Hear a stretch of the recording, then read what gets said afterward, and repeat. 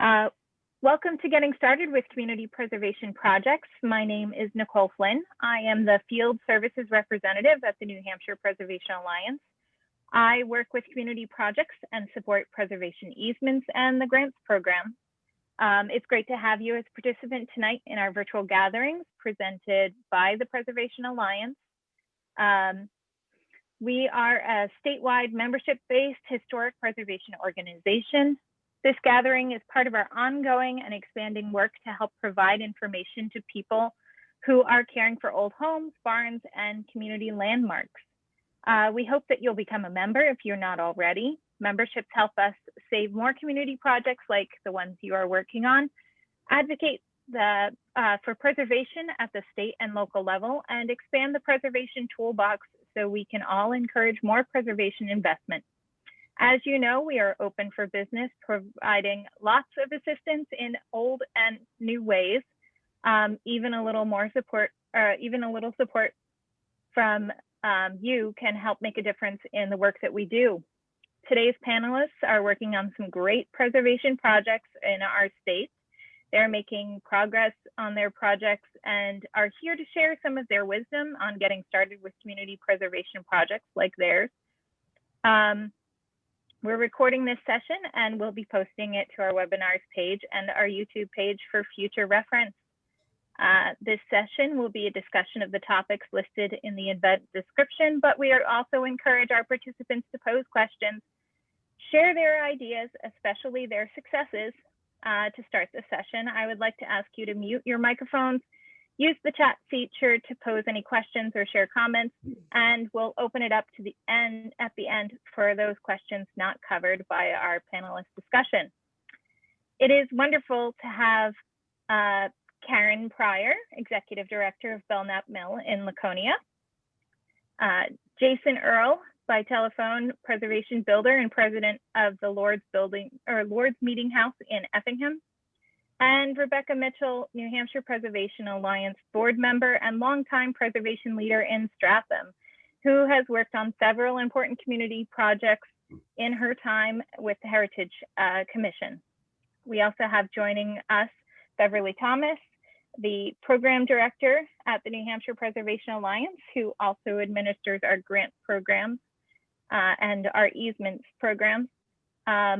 Jennifer Goodman, the executive director of the Preservation Alliance. And we have a few other people here, including Amy Dixon from New Hampshire Department of Historic Resources. And I apologize, I don't know too many names yet, but I'm learning all of the historic preservation players in the state. So if I'm missing anyone important, welcome and thank you for coming. So at this time, I want to just go over our goals for this session. It's trying to answer some questions, provide you with some practical advice, and inspire you with the successes of preservation projects in our state. So to get started off on the right foot, let's hear what our panelists have to say about getting started. So again, we have Karen, Jason, and Rebecca, as well as Beverly Thomas on our panel tonight. And we're going to get started where everything starts, the assessment of historic structures. So how do you get started when you've decided that you want to save something? This is Karen Pryor from the Belknap Mill, and I have to say that I had no idea of the scope that we were taking on. When I was first brought into the Belknap Mill, I was a consultant. I'm now their executive director. And it was really about replacing a roof. So we accomplished that task. And then as we assessed much of our deferred maintenance that had not been addressed in a very, very long time, and all the other work that we wanted to take on at the mill, we wrote a grant that was supported by LCHIP, and we did a historic building assessment, which was an invaluable roadmap for everything that we needed to do. And it actually provided for us to get the case for support that then launched a capital campaign.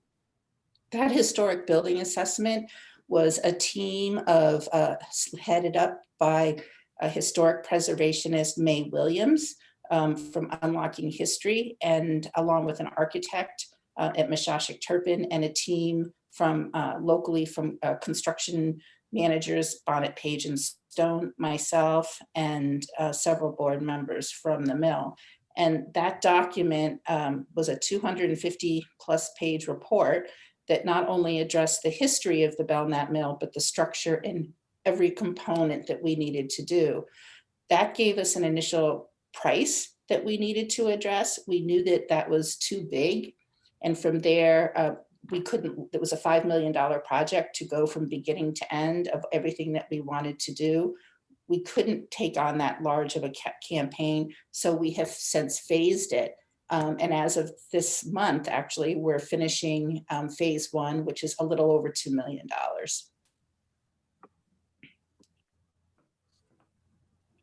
Thank you. Rebecca? Well, that's a very good example. And unfortunately, in my experience in Stratham has not followed quite that usual path because there've been really responses to crises of buildings about to be sold. And we had to not do that nice, deliberate, get your building assessed thing that I think was very important for the Belknap Mill situation. But we did do more or less kind of more piecemeal assessments as we went along on a couple of saves we were involved in. We didn't have the long range thing of having to plan a campaign where we would want to have a major document like work for the Belknap Mill. So I think it's, in my experience, you have to be ready to be nimble and adjust to the needs of each particular project, of which is the best step to begin with. Sometimes the best step is simply kind of crisis control. But when you can take the long view, starting with an assessment is extremely important. It's certainly good to know the facts about your building. And we did get a lot of input. For instance, when we're saving the Bartlett Cushman house that we were hoping the town would buy, we had to kind of run up against the town building inspector who was running around saying that it was in hopeless condition. We were able to get in on a short notice a couple of experts like Steve Bedard and Jim Garvin who could explain why it was not a disastrous building, you know, that the strength that was in the building as it was, and most of the problems were more cosmetic than major structural problems. But we didn't have the time to, or money or know-how even at that point. We were flipping around like a fish on the shore, you know. So we didn't take that deliberate step. But if you can, in a position to do that, to have a really technical, engineering-based, you know, historic-based assessment, that's an excellent way to start. And Becky, that's a really good point in that it's really good to do that assessment sooner than later before you get to the crisis mode, because it allows you time to do the planning and phasing like you did at Belknap Mill, Karen. I'm sure you knew that the roof needed work, but then when you got your report, I'm sure your ideas of what the needs were maybe changed a bit. Is that true? Had a lot of we had a lot of long-term deferred maintenance. The mill actually, when I got there 4 years ago now, was on the brink of closing. I mean, literally the board of directors at that time had gone to the city of Laconia and asked them to buy the mill. And we have a 50-year easement with NHDHR. So that would have been a bit of a challenge. So initially the board came in and said, we just need a roof. I mean, literally shingles were flying off into the park. And I had never done any historic preservation at all. So this has been a real learning curve for me and an amazing one. But partway through, as we were raising money, our boiler, which was upwards of 60, 75 years old, during Thanksgiving went on the fritz. I mean, it died. So we were without heat for a significant period of time. And fortunately, we had Bonnet Page and Stone come in and they were running plastic tubes through the entire building, and we were heating the building through some of the coldest weather ever, which ended up costing us another $50,000. And we, without even being too far into the project, we had to replace these boilers, which cost us $100,000. They're done, we delivered it. But I think what we were so fortunate with is, and I can't stress this enough in historic preservation, if at all possible, is to work with local contractors. They are very invested in their communities, and as a result of that investment, they're willing to be nimble with you and help support you in any way that you can. And that has made all the difference in our project, is that we've worked with a team of local folks, and we're also have a bit of a label of a historic community center. So with that, we also feel a loyalty to try to support local community. But I really think to everyone's, I think working with local contractors and anyone locally is critically important if you're able to do that. Good point. I think that's a good place to introduce Jason and get some input from him on getting started with building assessments or the assessment of the projects that are possible. Jason works in construction preservation projects. Jason, do you have anything to add? Yes, our experience with starting up has been a much longer process, and we haven't had a formal preservation assessment. Excuse me, Jason, for those who don't know, you're from Effingham. Can you explain that a little bit, your connection?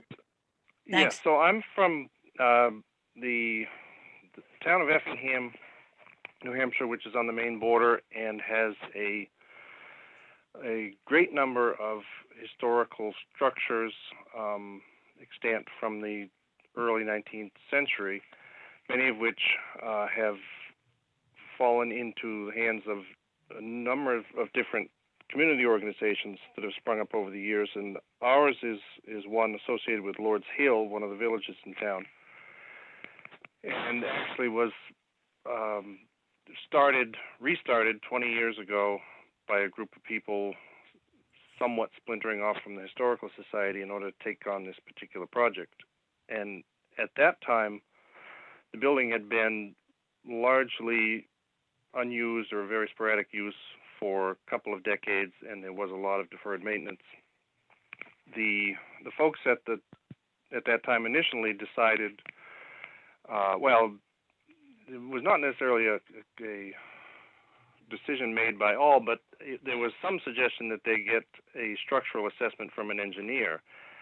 And as it turned out, a couple of members of the group paid for it themselves, which kind of illustrates that around here sometimes we have trouble getting people on board with having the outlay to hire professionals for that type of work, especially where they think that they know the building, they've lived with it a long time, and there are people locally that know the information that's needed. There's some reluctance to spend money and bring in experts. So we have a structural assessment that has been helpful. It didn't necessarily provide a roadmap and hasn't always been used by the organization in doing maintenance. We refer to it as we can, and this current project was sort of outside of the scope of that assessment anyway. I guess another note locally, I would say it seems to help for people to know that starting with an assessment does get you put in a very good position for grants and working with the formal structures of organizations that are going to be helpful to you. And that can take a bit to get the buy-in from folks, but it is worth it. I think as we've seen locally in town, we've just recently had success with an old town building that has received a large LCHIP grant with this session, and that again needed quite a bit of politicking and explanation to get people to agree to spend the initial outlay for the assessment. So I think it helps to point out successes and other people's experiences that show the assessment is useful in many ways. Jason brings up a really good topic here, which is our next one, building your case for the rescue. It may take some convincing for the people who feel that a building is no longer useful, or that it needs to be updated way more than a condition assessment or other engineering study may require. How do you feel that your projects came about with their building your case for the repair or the rehabilitation of those structures? Someone want to start with their discussion of that? Well, I'll begin. It really has to be a multi-pronged approach, I think, because you want to take the building or the site itself and develop educational programs around that, argue about that, but it's also important to look to things like your town master plan, the vision statement. For instance, in Stratham, the town had spent, I don't know, millions of dollars for a conservation bond to preserve open lands. So that had happened a few years before we started asking for money for preservation projects. So we could say our town vision statement is that they value protected lands and protected historical resources. So we could get up at town meeting and say, yes, we've really been spending money on saving lands, but our vision statement for the town says we want protected historic resources. So now we've got to spend some money on that. And that was, I think, very persuasive to people.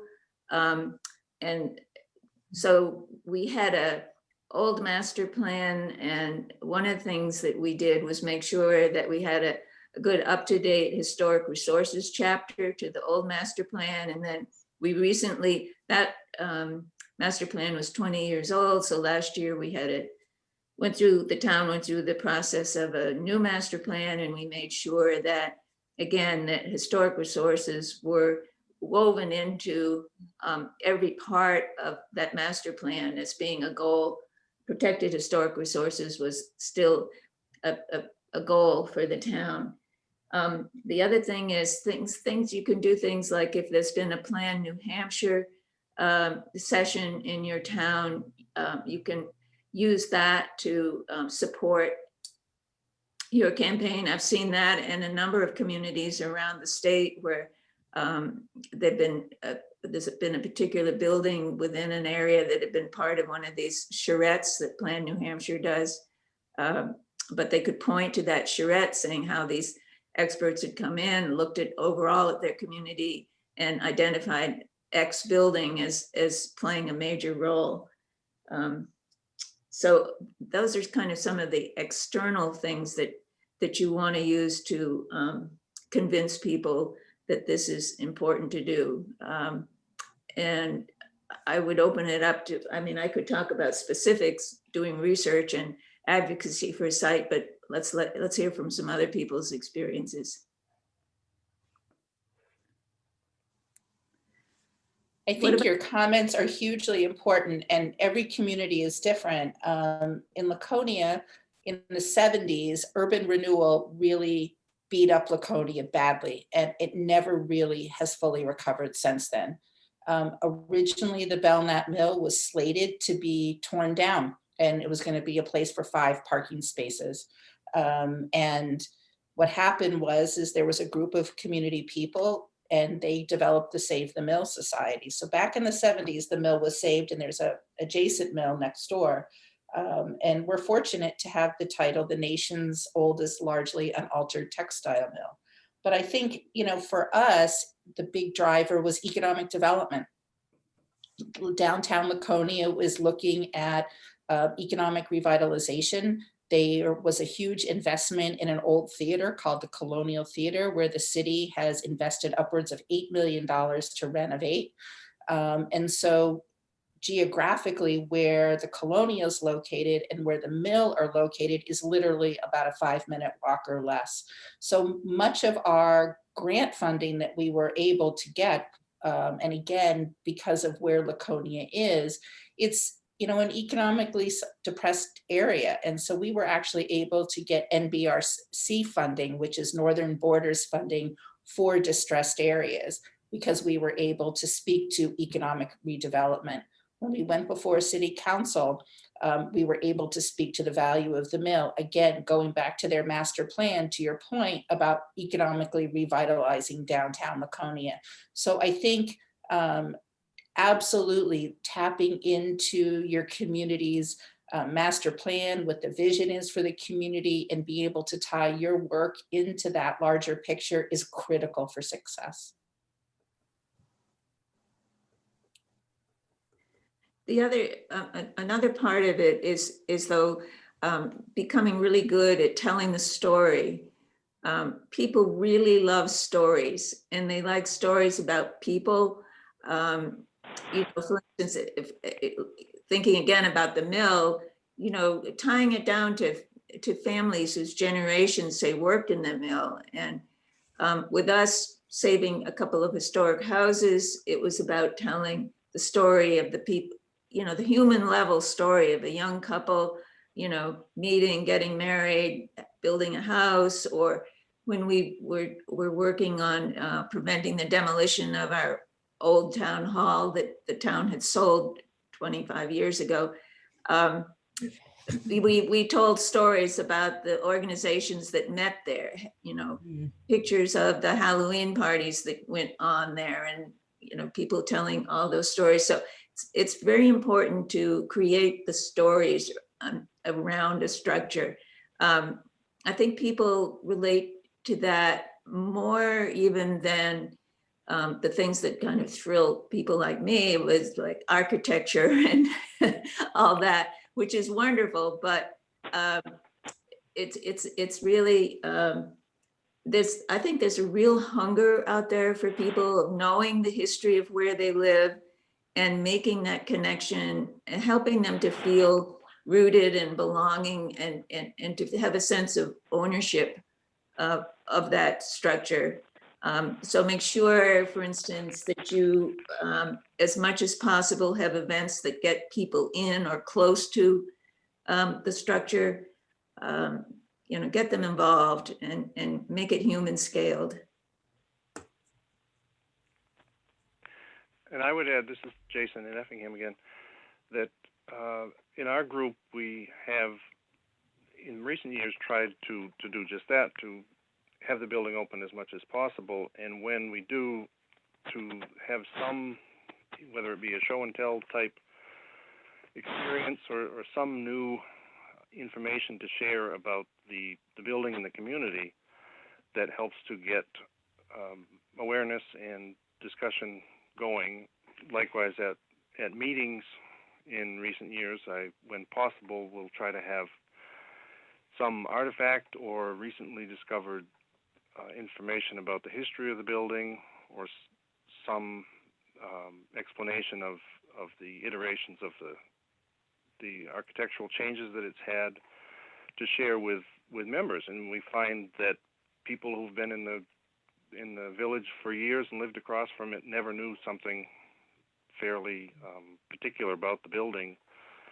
And all of those things begin, I guess we'd call it buzz. It gets people talking and thinking about the building in slightly different ways, and perhaps can help your planning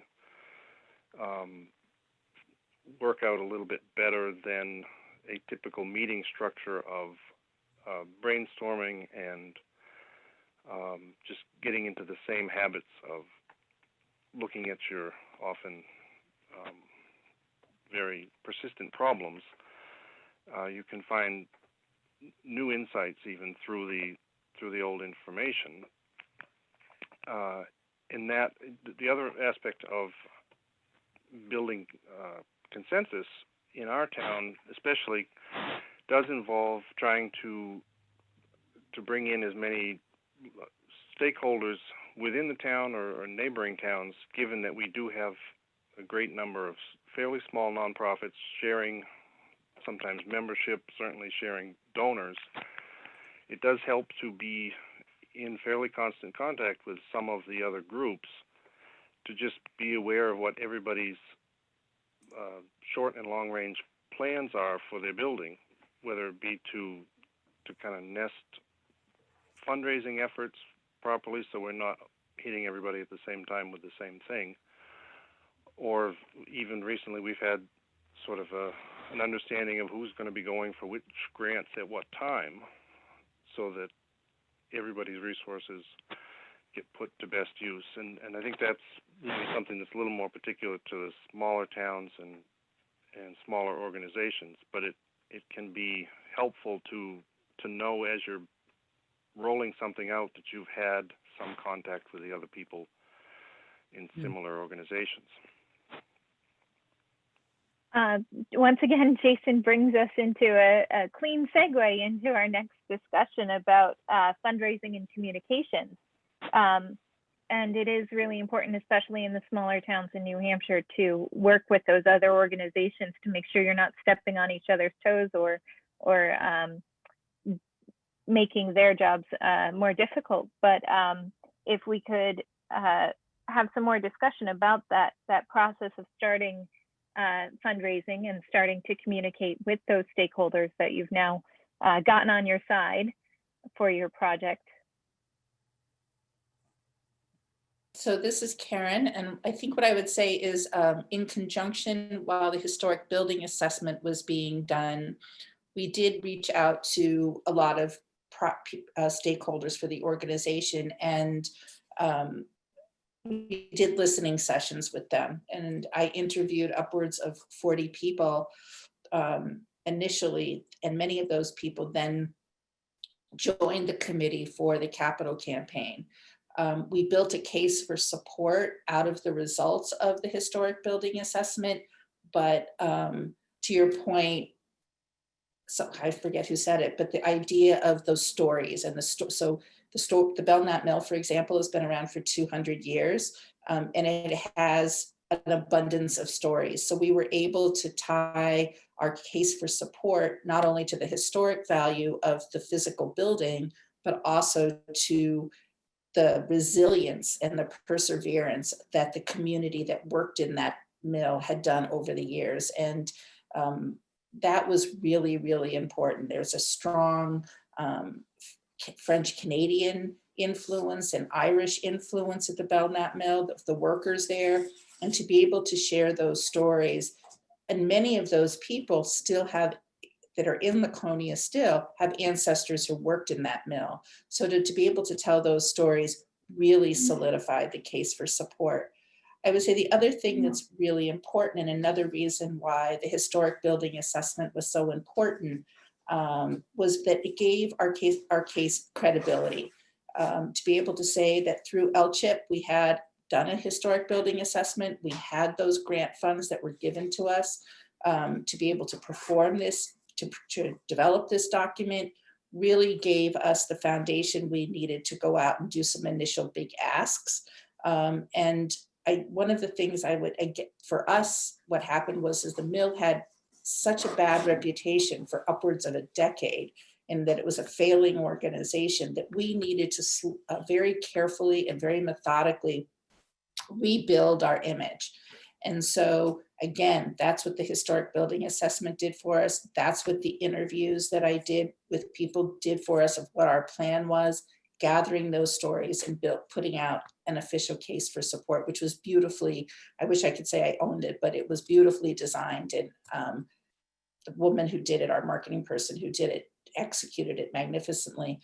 And then we were able to get that first large donation, again, which gave us credibility to then keep building on that. So I think we were just really fortunate that because of the history of the mill, people were invested in it.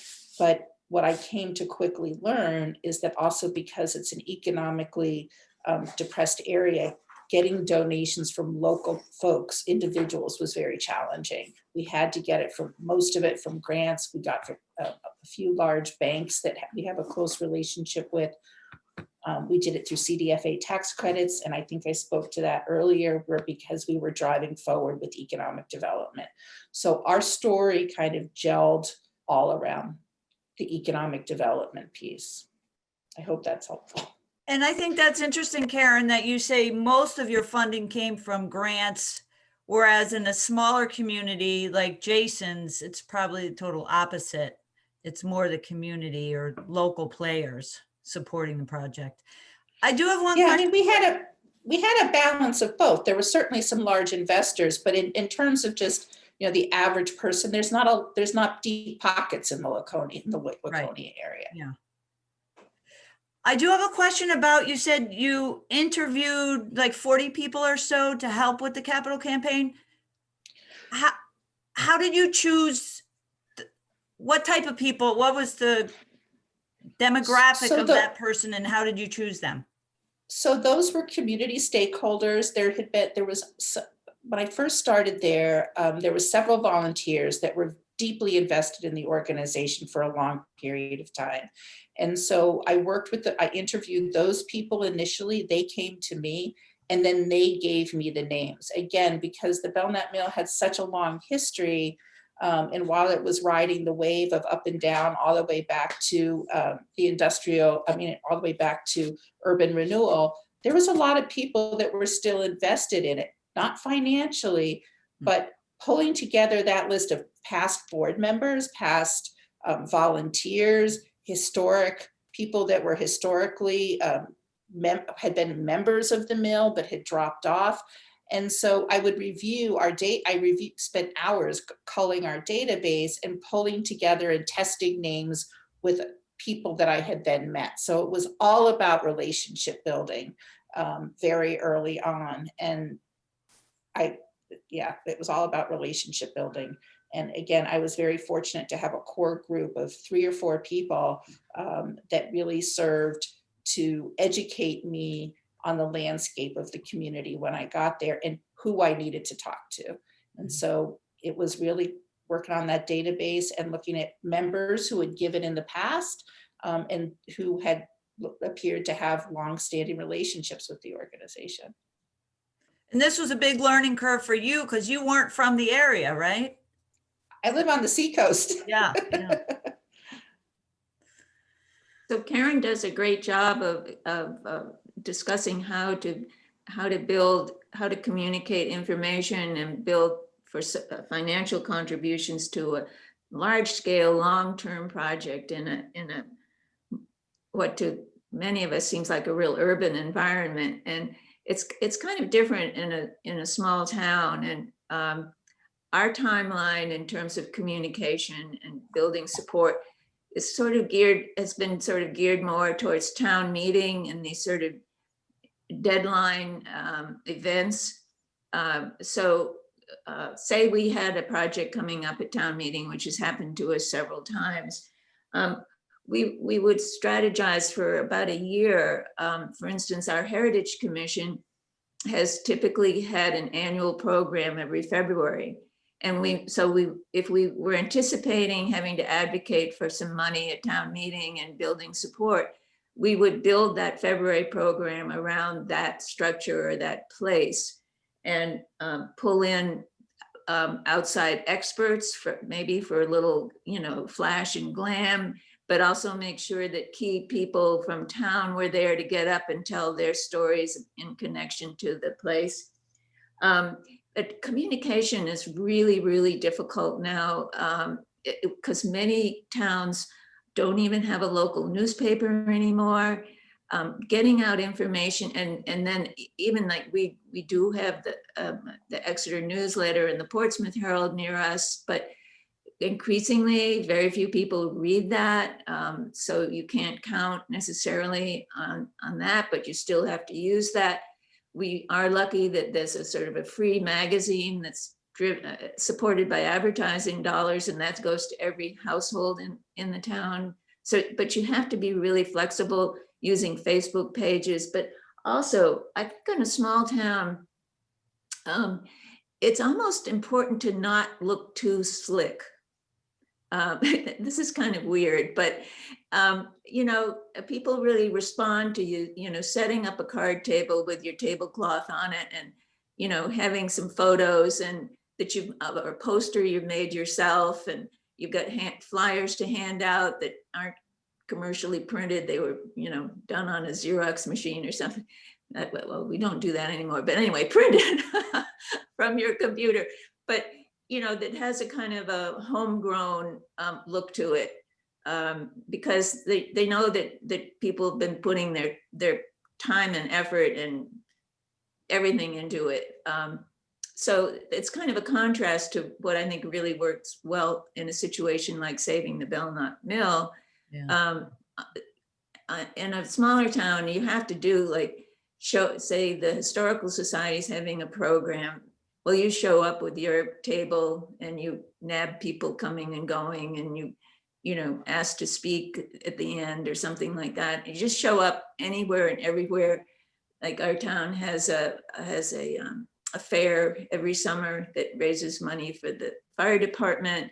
It's very popular because there aren't that many small local fairs around, and you know, they've got horse pulling and everything.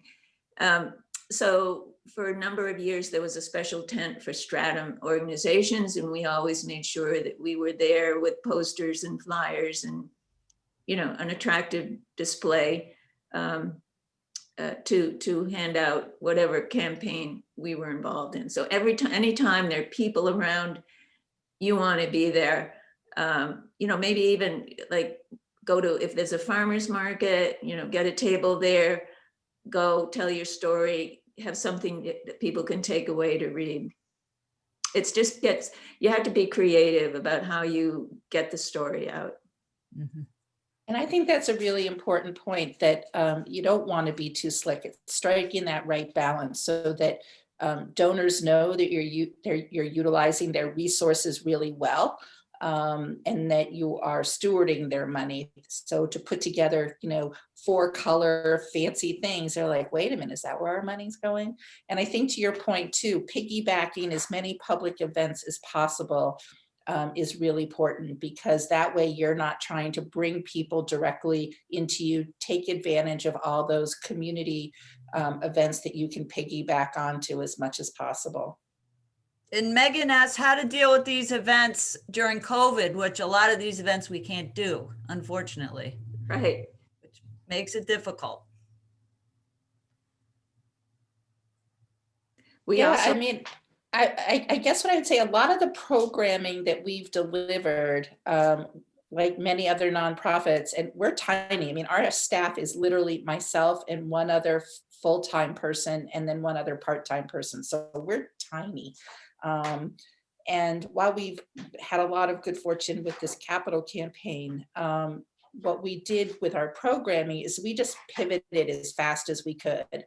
And we started delivering everything online. And so as we delivered a program online, and if we were trying to raise some money, you know, everything went to programming for that. So fortunately for the campaign itself, we had raised the vast majority of our money before COVID hit for the capital campaign. And really our strategy during COVID has been not to ask for money, but to be there for the community as much as possible, so that what we've been doing is giving back. That way there's a true sense of partnership, that we are an integral part of the community. So later on, when we do go to do our ask and our annual appeal, the community feels that we've been spending all this time supporting them during an incredibly challenging time.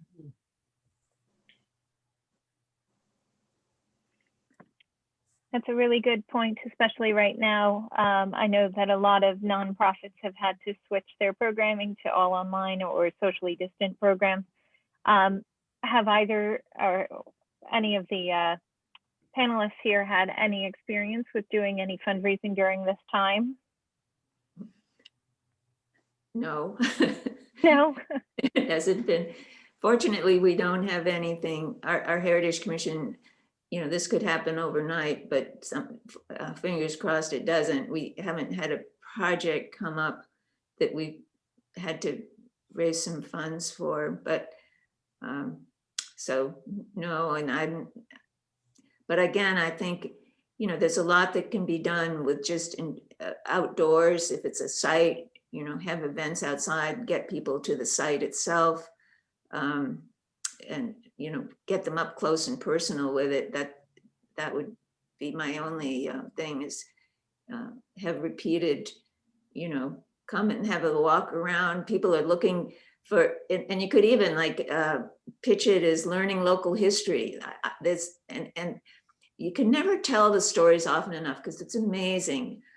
At least our town always has a lot of new people coming to town, and they're very curious about town history, and they want to know where did we land? What's this place all about? And I think that right now, think of all the kids who are home being, learning at home and stuff. Parents are looking for content, and schools around here haven't been doing too much about local history, but you could, pitch something to people with young children at home to tell them, here's a map of all the old schools in town, and how would you like to have gone to that one-room schoolhouse? I mean, just try to think creatively about how you can provide content that people can use right now, that they would find engaging.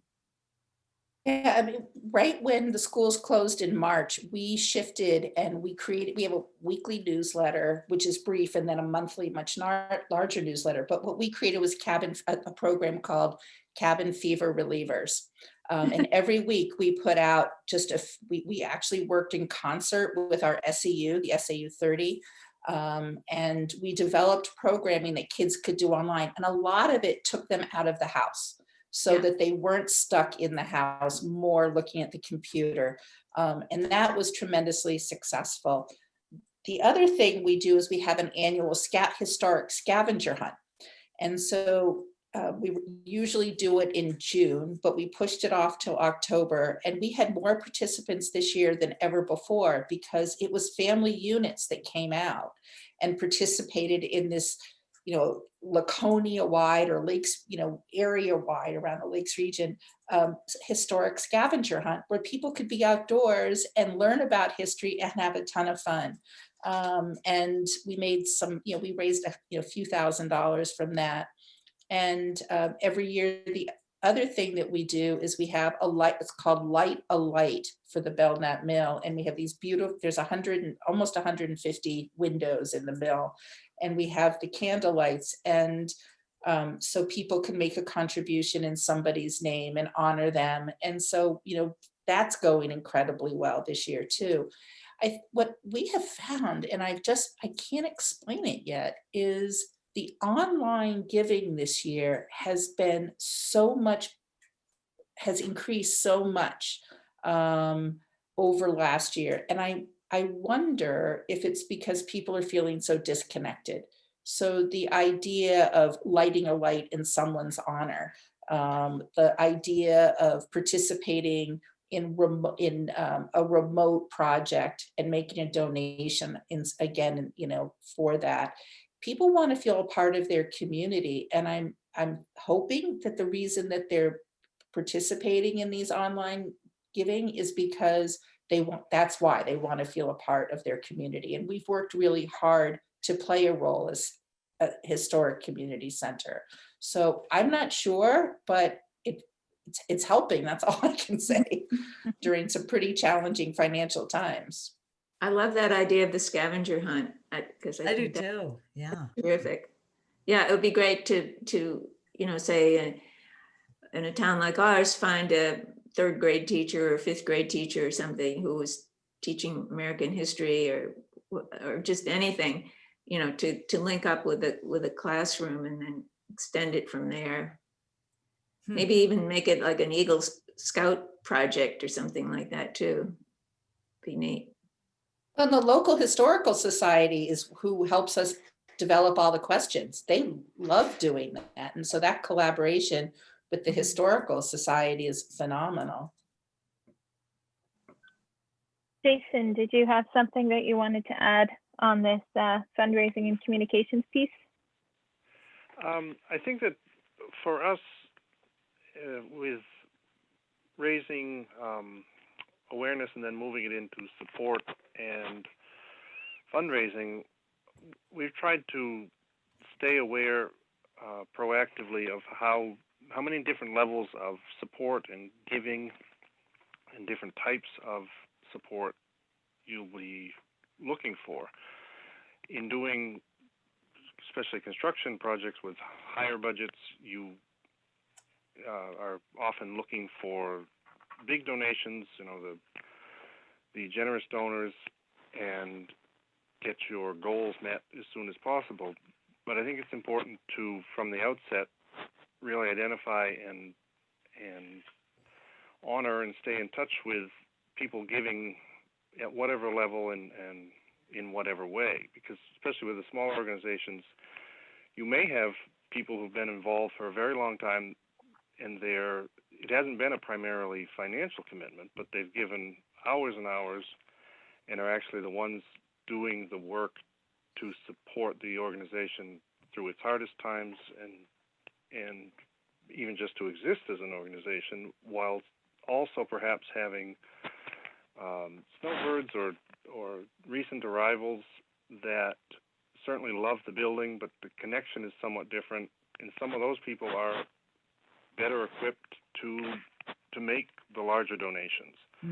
So I think you have to be always thinking and aware of, don't go like a moth to the flame to the large money coming in at the expense of the other types of support that you get that are very much necessary to the mission of your organization. That's a great addition. Beverly? I was just going to say, ask Jason.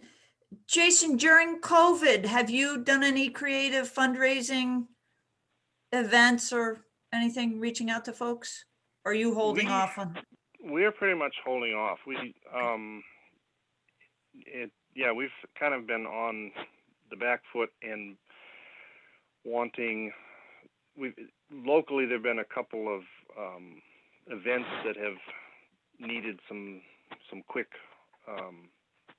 fundraising for a fire that happened to displace many people early in happened to coincide with COVID. We haven't been doing much in fundraising or activities this year, thinking that we will be getting back in gear when things settle out. I think no matter what the situation is, next year we will be having more programming that is safely designed. But no, we haven't. We haven't done any of these exciting ideas that I've heard that all sound very, very helpful for the community.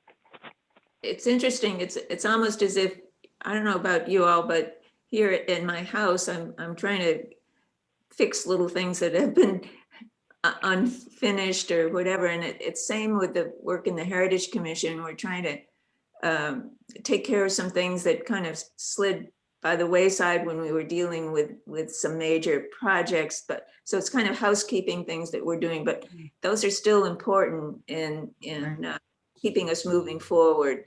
And they're time consuming, but they need attention. And so it's a good way of using the sort of quiet time, but also keeping an eye on how you still, we try to keep refreshing our Facebook page, and we're making sure that the YouTubes of our past programs are available on the town website so people can go and see those programs. Keep getting word out that way. Well, that's a great place to move on to our last topic here with Who's Who in Historic Preservation, the players and the resources, because if you do have to step back at this time and can't do the physical work or can't do the fundraising events that you would normally do, maybe a good time to try and do the planning and the back end stuff to get the information that you need. So other than the Preservation Alliance, who is here to help, we also know that the Department of Historic Resources at the state, they have transitioned and opened up their GIS program, EMIT, for research during this time for Section 106 review and other programs with them for the state register nominations. There are other players. Who would you include in that list of who's who in preservation that you should be looking to contact? Boy, somebody's adding something in the chat up there that looks interesting. But over time, I've just learned certain people that I can rely on. It's good to know. Call on if you've seen somebody having been successful in a nearby town, get in touch with them, find out what resources they were using. It's interesting how sometimes helpful people just kind of come out of the woodwork once you start making a few phone calls. Certainly, and I mean, this one reason why I agreed to be on the Preservation Alliance board is because they were extremely helpful to our work in Stratham. I saw what they can do. And one reason I want to be on the board is to hear from other Heritage Commission people and Historic District Commission people who could also benefit from talking with us at the Preservation Alliance. I would also say, again, because I'm not a historic preservationist, and I live in Exeter, and I think of the value that our history and our historic buildings plays for our community. And if I were to do another project again, and I partnered with Belknap Economic Development Council up in Laconia, economic development is an important resource because those conversations about, historic preservation, in my mind, it does dovetail with economic development and keeping our communities solid. And so working with, I think, economic development folks is an important piece, and of course, the town planners, but I think those conversations are really important, and I think they're really great resources. I think sometimes in conversations I've had with some folks in historic preservation, we can get siloed, and I think we have to look larger. So that's just, my thought on that. Okay, and Nicole, can I mention a couple of our grant programs? Of course, yeah. We talked in great length about assessment grants, and I just want everybody to know that we do have an assessment grant program. Information can be found on our resource page of our website. And I know some of you actually have already received assessment grants from the Alliance. Assessment grants, I think we touched on it earlier, are required by LCHIP. If you plan to go to LCHIP for a grant that's $25,000 or more, meaning it's a one-to-one. So a project that's $50,000 or more, they do require an assessment grant of some sort. It doesn't have to be through our program, but just so you understand your building, you have rough cost estimates, you understand the character defining features. So that's really important, and we do help with those. We also are lucky to have received our second round of 1772 Foundation grants. Last year, we distributed $100,000 to 13 nonprofit organizations, and we have another $100,000 to distribute this year. The letter of intent deadline is December 1st, so that's right around the corner. You do have to be a nonprofit. It cannot be a town-owned building, okay? And these grants are up to $10,000. Mostly for exterior work, painting, roofs, window restoration, sill restoration is included, and also they will help with sprinkler systems. So also information on our resource page on the website. If you have any questions about any of this, feel free to call me at the Alliance. And what else? Oh, LCHIP, which we all touched on. I'm sure everybody knows. LCHIP had their big announcement today. Wonderful projects, $4 million of money going out to conservation and historic preservation projects. So LCHIP has their own website. It's lchip.org if you want to learn more about that. Okay, and that's all I have. One other organization too is New Hampshire Cdfa, Community Development Finance Authority. And that is a really great organization because nonprofits can apply and you get awarded tax credits. And then you have to sell those tax credits, but it allows businesses to invest in their communities with their tax dollars. And it's usually the ratio is about 75 cents on the dollar. So for every dollar in tax credits they purchase, 75 cents of that is tax deductible for them on their state bills. So New Hampshire Community Development Finance Authority, CDFA, is also a really good organization. Jason, did you have something to add about preservation players before we wrap up?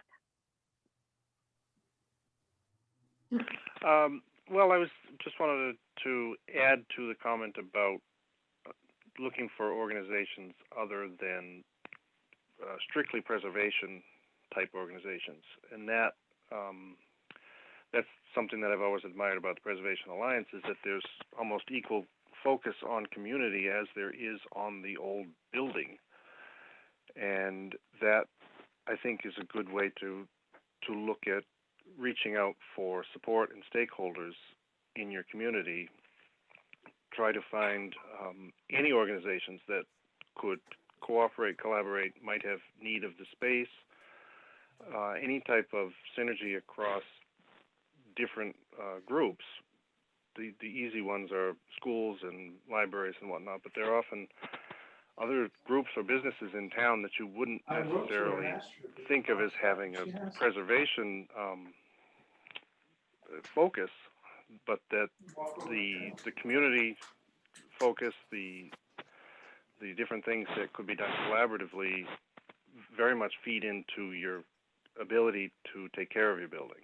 It's when we talk about advertising in the limited number of outlets for mass communication, this is something that kind of fills that void. When you have relationships with other organizations and 50 or 100 people are exposed to your organization and building that wouldn't otherwise be, and I think that's well worth doing that. And it's also a way to have members and people that have interest, perhaps can't contribute financially a lot, they can be working on those types of outreach relationships. Okay, and Amy, I was going to ask you about Moose Plate. Do you want to talk about Moose Plate? You're muted. I know, I was trying to quiet the peanut gallery behind me. Oh. Yeah, so the Moose Plate grants are offered once a year. Their guidelines are very similar to LCHIP's, where your property has to be listed or eligible for the National Register. Your project has to follow the Secretary of the Interior's standards for rehabilitation. So, you know, if you have one of these building assessments, you're pretty much guaranteed that your project will meet the program requirements. The catch is, because it's state funding, it's only for municipally owned properties. We can support projects or give grants to nonprofits who have arrangements with the towns.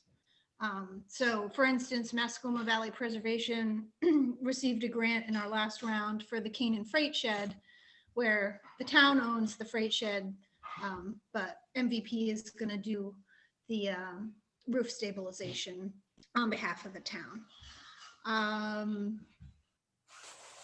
The grant, the Division of Historical Resources grant, is a maximum of $10,000.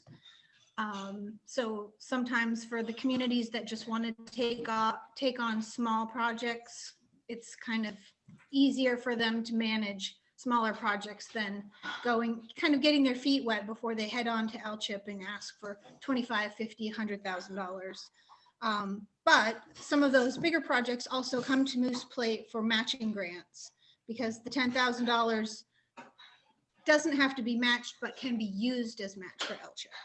So On a pretty, contact information is on the website, so definitely reach out if you have any questions. I just want to put in a plug for the Preservation Alliance directory of preservation products and services. When I was at a real beginner at all this, I actually used that a lot to find names of local tradespeople and other, that were in my area, people I could talk to, people that might come over to have a look at something, and help out. I think that's a very good resource. And I've certainly, we get questions from owners of old houses and so forth, and it's been really helpful to be able to refer people to that directory.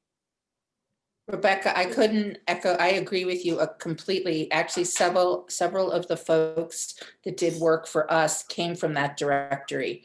And it's a wonderful resource. So I'm really glad you brought that up. Thank you. For those who don't know, that's the online directory of preservation products and services on our website, nhpreservation.org. And I think it has its own tab on the landing page, on our homepage. Well, that's a great place to segue to our close here. Thank you so much for participating in today's session. I especially want to thank our panelists for your wisdom and sharing your experiences with us. We will be sending some follow-up links, including ones mentioned here, the LCHIP, the Moose Plate, links to our directory, as well as many other getting started resources. It's a 6 or 7 page document that really gives you everything that you need to know to get started.